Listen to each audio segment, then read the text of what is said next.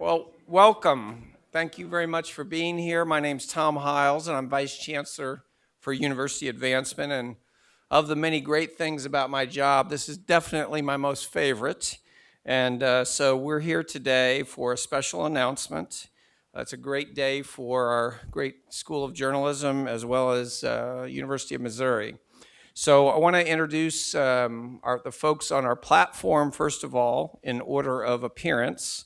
And first speaking and making our announcement in a few minutes will be Chancellor Bowen Lofton, Dean Mills from Dean of the Missouri School of Journalism will be next, and then Kent Collins, the Chair of Radio, TV, and Faculty, and then finally John Murray, who is a 1977 journalism graduate and chairman of Bunim Murray Productions. After the announcement, there'll be a reception downstairs. So let me take just a second now. He just told me to shorten the introduction, but you know, he's just new, so he's got to let me, that's right. That's right. First of all, Chancellor Lofton, we're so pleased to be with us, comes from, of course, Texas A&M, where he was president at Texas A&M. He also received his undergraduate degree in 3 years, I found out, in that easy major physics. And then he went on to go to graduate school for his master's and PhD at Rice University. He comes with experience from Land Grant Institution, AU credibility, and of course these excellent academic credentials. But I will just tell you, having traveled with him now, he's been kidding me about the fact that he's only been on the payroll for a week and a half, but I've had him at about 15 events already, so where he wasn't getting paid. So but he has been incredibly, he does an incredible job of connecting with both our students and with our donors. We had alumni in Florida last week where we had a number of different discussions, and it's been a tremendous experience now to work with Dr. Lofton just for the last week and a half. And I will just finally say that he's well on his way to becoming the most popular chancellor, because last week, during his first week, he already canceled class for 2 out of the 5 days. So please join me in welcoming University of Missouri's 22nd Chancellor, R. Bowen Lofton.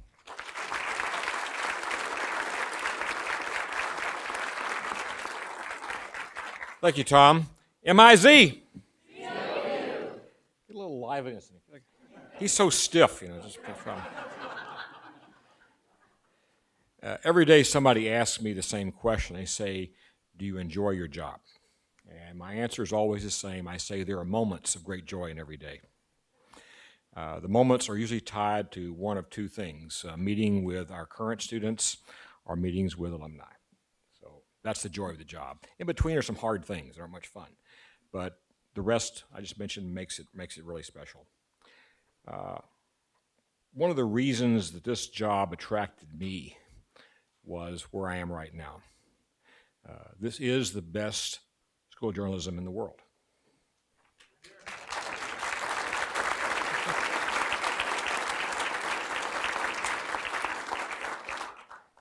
Most universities only mention that about one or two things. This is a true jewel here, a jewel that's not hidden, but well known to the entire world because of the products of this school, who are the journalists who drive the media worldwide.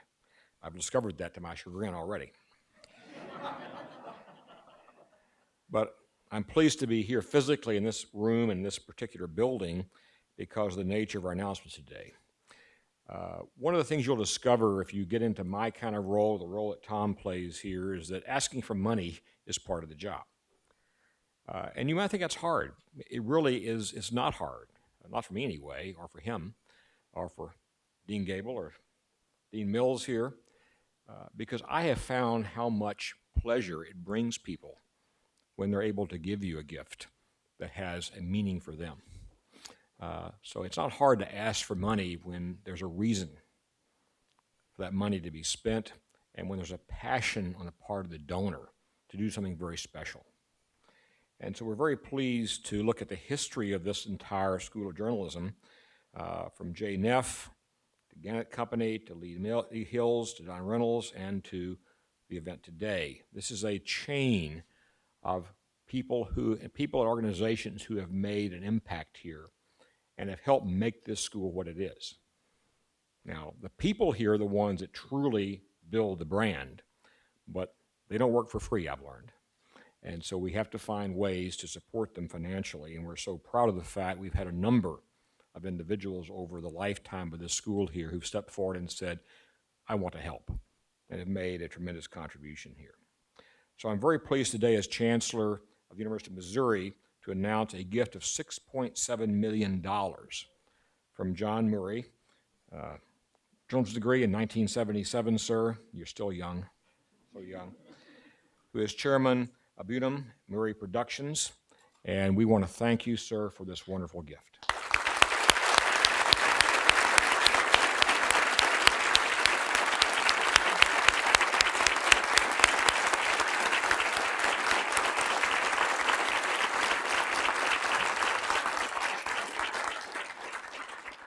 I learned last night sort of how this evolved.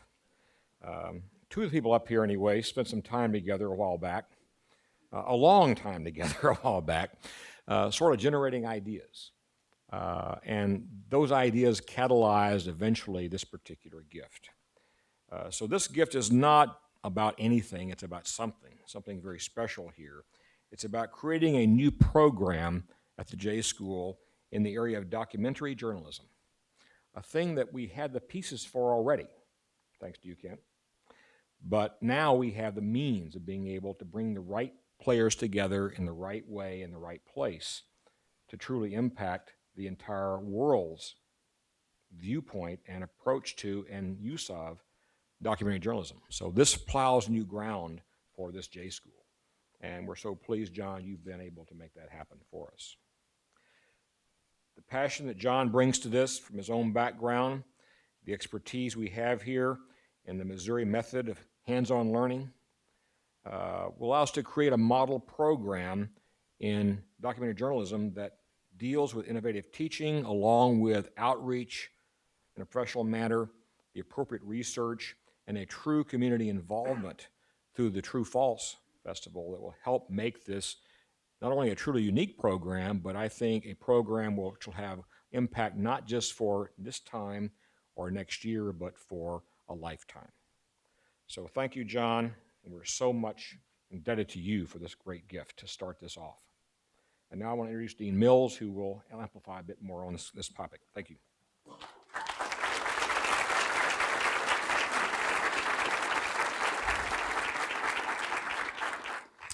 Good afternoon. Being dean of this great school, as I have often said, is a great job because it involves no actual work.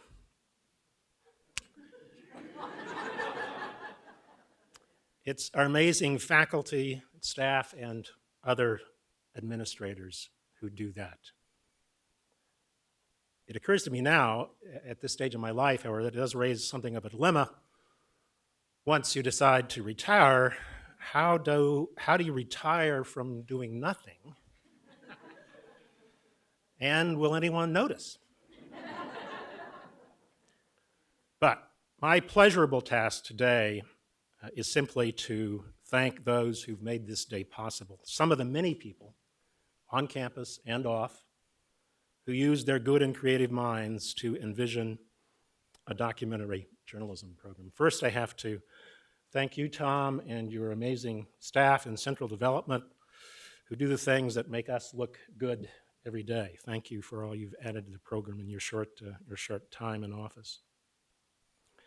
And next, I want to thank the brilliant masterminds of the True False Film Festival, because the existence of that internationally acclaimed festival in our own city is what helped feed our dreams of a documentary program, because True False was clearly such a natural collaborator. So thanks, Paul Sturtz and David Wilson. Are you guys here? Please stand.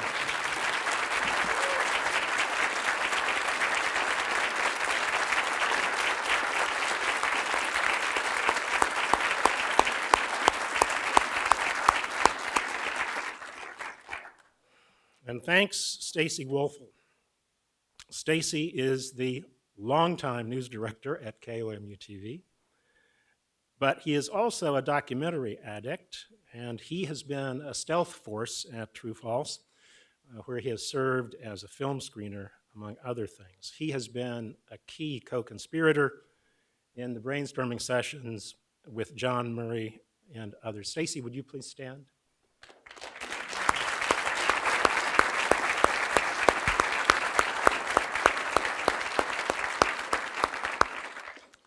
Thank you, Amanda Hinnett. Dr. Hinnett is a member of our magazine faculty who has been the point person for the Based on a True Story conference. It got me a long time to understand that BOAT meant Based on a True Story conference. I thought it was some sort of naval thing. She has been the point person for that conference each year, which discusses the intersections of documentary film and journalism in partnership with True False. Amanda, are you here? Stand up, please.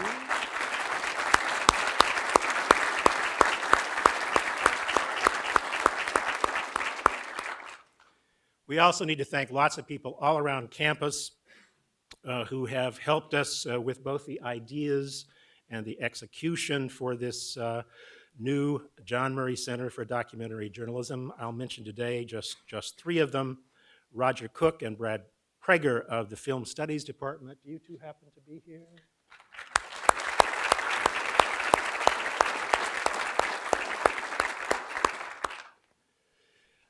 And the people at Mizzou Advantage who worked with Roger and Brad, and my good friend Mike O'Brien, whose support was also very crucial, Dean of Arts and Science, to integrate a Mizzou Advantage position with the John Murray Center.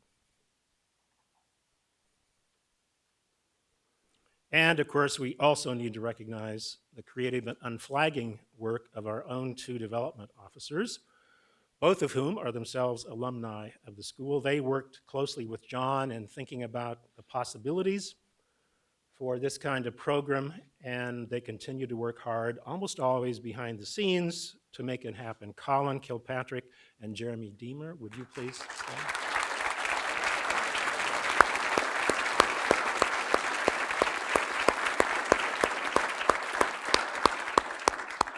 As we all know, the man we need to thank the most for all of this is, of course, John Murray. His extraordinary gift makes it possible to endow a whole program, a model for the kind of external support that we're going to need to maintain and advance this great university and other great universities. John is simply one of those alums that you'd like to clone. He's had a spectacular career, and he's gracious enough to attribute some of his success to his days as a student here at Mizzou. Most obvious, of course, he makes this new program possible because of his generosity, but his contributions go beyond that, to advising, working with us on the concepts and content of the program, and he promises to continue to be intellectually involved as we build the center. But to thank him formally, I now need to introduce another key person in all of this, the key person on the J School side, Kent Collins, chair of the radio television faculty, and the person at the school who worked most closely with John in envisioning the Murray Center and in bringing it to fruition. Kent has been a great colleague in that effort, working collegially with all the other programs within the school and with many programs outside the school. Kent Collins.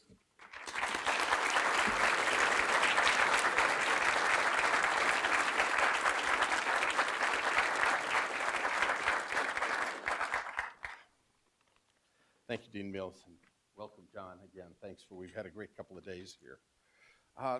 About 5 years ago, Colin Kilpatrick, who Dean has already introduced, our Chief Development Officer, stopped me in the halls and he said, "You know a guy named John Murray?" So I started rolling the Rolodex up there, and he's that weekend sports anchor at the Fox affiliate in Miami. Yeah, sure. Well, he is not a weekend sports anchor.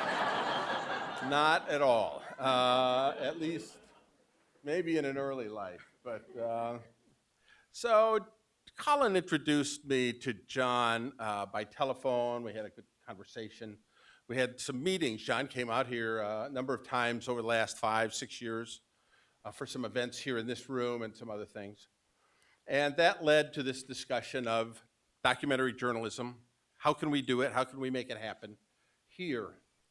Fast forward to last August. Stacy Wolfel and I are in Los Angeles for a meeting. Jeremy Diener joins us, and we're going to meet with John, not at his office, but John asks us to come to his home.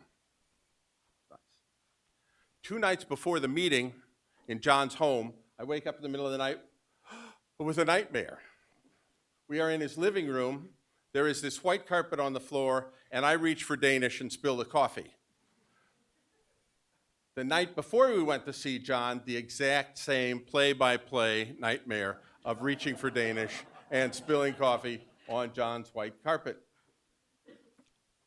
We get to his house a few minutes before 10 o'clock that morning.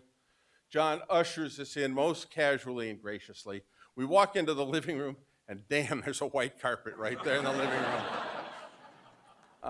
So now I'm already sweating. I have to turn all the discussion over to Jeremy Diener and Stacy Wolfel because I'm in no shape for it.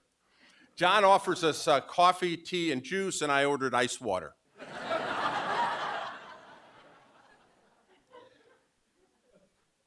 A critical part of all of this was putting these ideas that we had generated in conversations with John and in lots of conversations back here to get this on paper. And Colin Kilpatrick did a terrific job of getting this on paper with courses and with the, why we were doing it and what we hope to accomplish by teaching documentary journalism.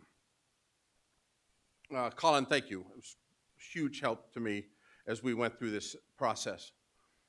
I came to understand this for what the experts already know. This has nothing to do with what we need or want at the journalism school. This thing happens because of shared vision. The journalism school created a vision with endless conversations with some of the people in this room about what would documentary journalism be and why would we teach it and what would be the outcome. Who would benefit? What students? What kind of students? And that vision that we created here, Dean Mills gathered all of the comments and ideas, created that vision with a lot of support, but Dean Mills created that vision and then shared it with John, who then shared his vision with us. So what this is not we need a documentary journalism center. This is very much that we have some ideas for making journalism better, and we found ways with John, and John found ways with us to do this thing. So it's very much, as I'm sure you know, Tom, it's a shared vision that comes together. And Dean Mills made that happen with a lot of tough questions along the way. Thank you. John, I think it's hard for me to fully explain what this project, what this Jonathan Murray Documentary Journalism Center can do. But here are clearly 2 benefits. One, already it is a convergence play like none other in the School of Journalism. We talk convergence, we've talked about convergence for 10 years here.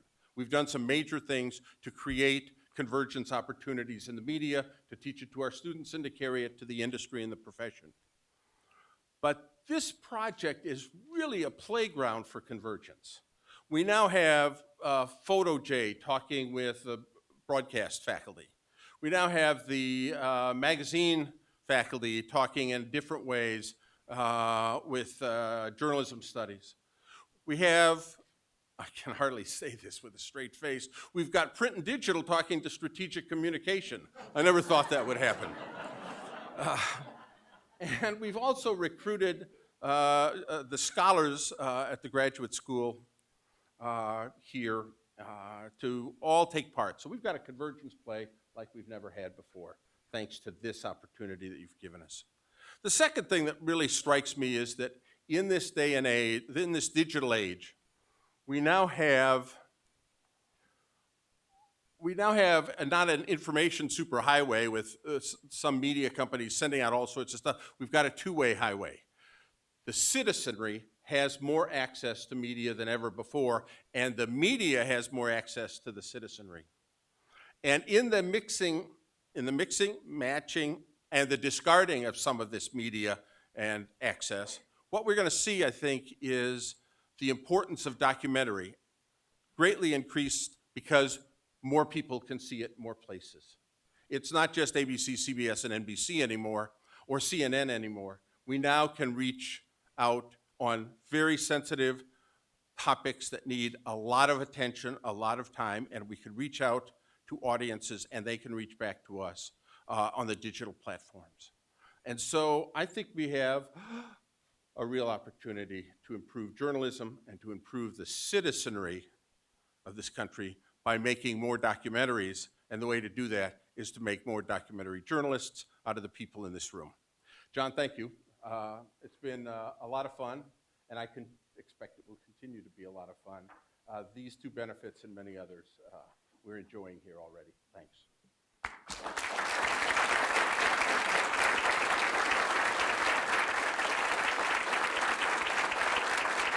Thank you.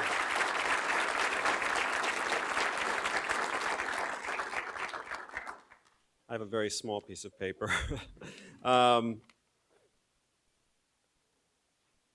39 years ago, I came here sight unseen.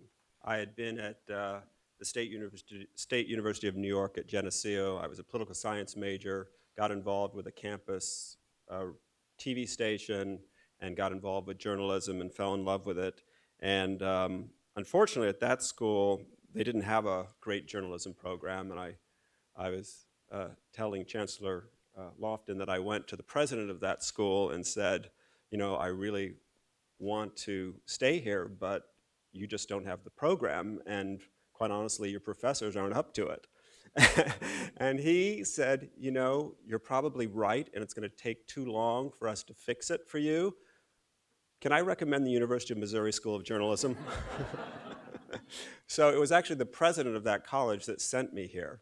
And that was it. That was towards the end of my freshman year. And so I spent my sophomore year getting all the credits I needed so that I could make a smooth transition to Columbia. And I arrived here on a very hot August night, and remember walking into the quad and up to the Neff Hall and the Lions, and I was just sort of overcome with excitement of having reached this place. And it didn't let me down. I really got the foundation for everything that came after here. At KBIA, I learned how to tell a story and pay attention to the sound. At KOMU, I learned the basics of taking a Bell and Howell camera and shooting an entire story with, I think it was 75 or 100 feet, I'm not sure. But it's amazing how those lessons still ring in my mind as I went forward, first into broadcast news, and then into running TV stations, and finally my rather strange turn into reality television. And it's so great to have someone like Roger Gafke here, who was one of my professors and who inspired me so much when I was here, and who, I think this was you, Roger, but there was an early indicator that I might take a strange turn with my career. I was asked to cover something here on the campus. It was something where they would drop ping pong balls from way up in the air. I'm not sure why they did, but I had this great idea that I would just make such a great story because I would go out and record all the sound of it happening. And then I would go back and write the Edward R. Murrow bombs are dropping over London amazing commentary as it happened. And I put this together, and I think I showed it to Roger, and he was like, this is really great. And I probably said, well, here's how I did it. And he said, well, there's something a little ethically wrong with the fact you're passing off the fact that you weren't actually saying these words while it was happening. So, so that's why I had to go into reality TV, because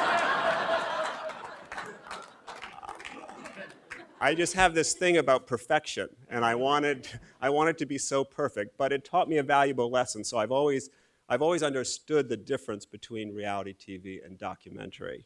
And Documentary really is my passion.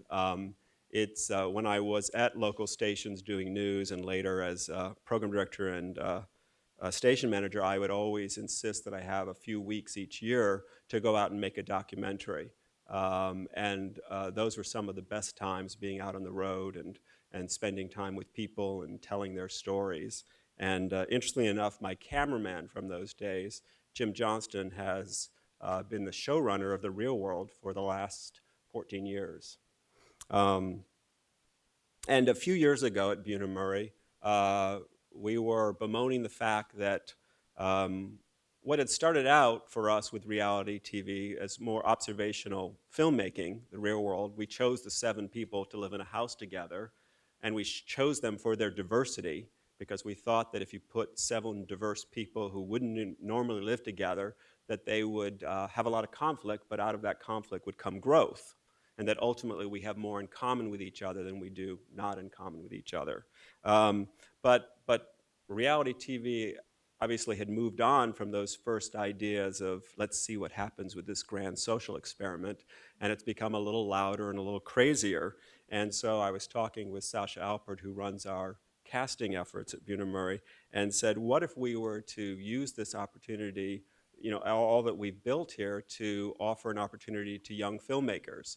And so about 5 or 6 years ago, we started out basically looking for young filmmakers who had a story, who had a passion, but needed help in telling that story. And so we've now done 3 documentaries where we took first-time filmmakers and worked with them to help them tell their stories. One of those, Autism the Musical, does exactly what I love a documentary to do. It takes us into the world of families who have an autistic child, and it shows both the challenges and the opportunities. And it does it in an entertaining way. Valentine Road, our most recent doc that was on HBO, took us into the world of Oxnard, California, where sadly one little boy shot another little boy in his English class because he felt threatened by the fact that this little boy liked him. And it allowed us to sort of look at what had led to that and how a lot of the adults in this story had sort of let the kids down. And we hope that, I always hope that with documentaries, that it starts a conversation, that it makes people think about something in a way maybe they haven't thought about it. So I'm very excited that at the University of Missouri we'll be training people to be documentarians, and that they will be telling stories that will open our minds and make us think about things maybe the way we haven't thought about them before. I think the documentary is just an essential part of a democracy, and I'm excited that that's going to happen here. I have to say some thank yous. First to Kent Collins, who has been just the driving force behind this. He must be a great journalist, because when he's on something, he is unrelenting, and he does not give up. And it's his day-to-day hard work on this that really has made this come to pass. I also have to thank Paul. David over there, who from True False, who I got to meet and got to go to the festival last year. And when I heard about that festival, it really started making me think how special a documentary program here could be, in a way, in partnership with them. And earlier today, when some students were asking about documentaries, I said the best thing you can do is go to True False right now and watch as many as you can, because you will learn a lot. And then I also have to thank Dean Mills, who really put his support behind this. I think he was probably a little nervous at first when this reality guy was suggesting this. But and it's been such a pleasure to get to know you and Sue. And then I have to thank Dr. Lofton. It was such a pleasure getting to know you last night, and although you're new here, it seems like you've been here forever. I mean, you really seem to have grasped this place, and so appreciate your support on this.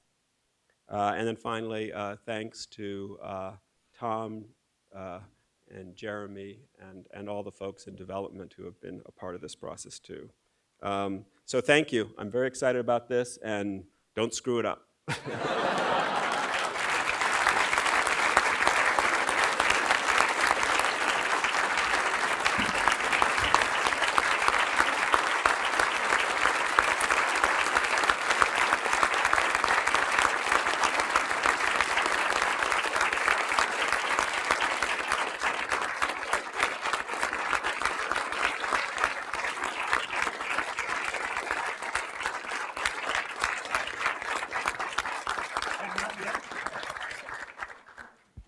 Thanks. And as we wrap up, I have just one announcement again that we'll be downstairs in the Palmer Room for a little reception, so you'll have a chance to interact with John a little bit more informally, and also there'll be an opportunity for media interviews in the aftermath. We're not going to take questions right now. I guess I'd just like to close by saying two things. Dr. Lofton and I would like to get the address of your former president so we can send a thank you note to him as well. But also just a personal comment that having done this now for work for 29 years, I've got an opportunity to meet a lot of interesting, successful folks. But what really inspires me, we've talked a lot about the gift and what it can currently do. The thing that amazes me, John could do whatever he wants with those funds. And $6.7 million is a lot of money where I'm from. But what the amazing thing to me is 50 years from now, 100 years from now, that endowment will still be in place, doing amazing things for faculty and students that you'll never know or never meet. And we are extremely grateful for that, and I find that very inspiring. So please join me one more time in thanking John Murray for his gift.